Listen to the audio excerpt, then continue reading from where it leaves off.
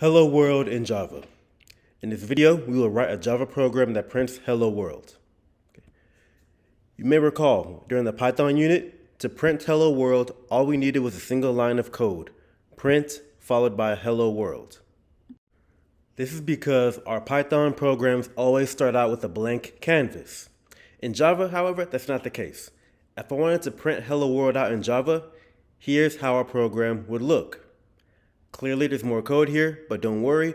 Much of the code shown here is code that you do not need to worry about the meaning of right now. All you need to know is that it's going to appear in every Java program that we write, starting with the terms public class. All Java programs are written inside a public class. Now, you do not need to know what a public class is right now. All you need to know is that you're going to see it in every single Java program that you write in this class. After that is the name that we give the class. Now, the name of the class is arbitrary, but my class is what will be used for most of the examples in this course, just to keep things simple. Okay? After the name is an open curly brace. Since this is the first curly brace we see in the program, that means it corresponds with the last curly brace in this program. All code written inside of these curly braces is our Java program. Next, we have the first line of the main method. As you can see, there's a lot of different keywords here. Do not worry about what any of these keywords mean.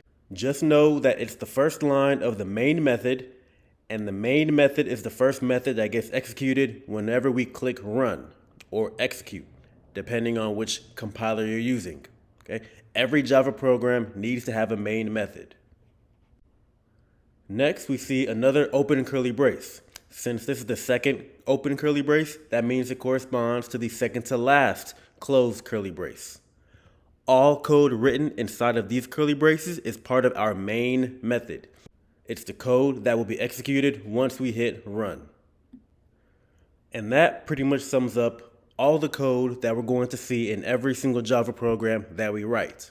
Okay. Once again, do not worry about the specific meaning of these keywords. Just know that each of our Java programs will always start off with those keywords. Now, for the specific task at hand, printing out Hello World. Okay? System.out.print. System.out.print is the Java method we use for printing text to the screen. Since this is a method, it is then followed up by a pair of parentheses, and inside those parentheses is the phrase or text that we want printed out, which in this case is Hello World. After that is a semicolon. All Java statements end with a semicolon.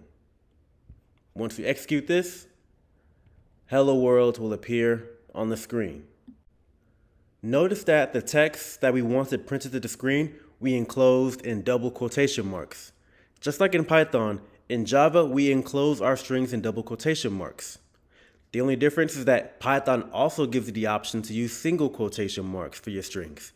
In Java, you do not have that option. In Java, all strings must be enclosed in double quotation marks.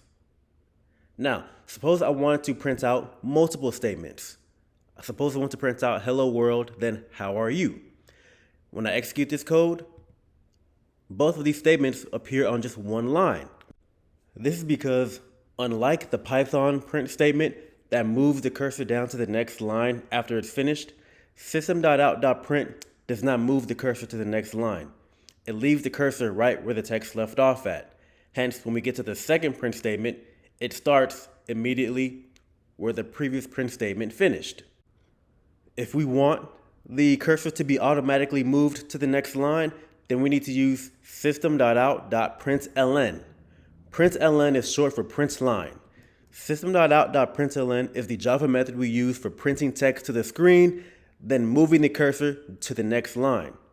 Thus, when we execute this code, we get the two statements, but each of them will be on their own line. Let's observe what happens when we use a mixture of println and print statements. Okay? The first statement says print line ABC. So ABC will get printed out.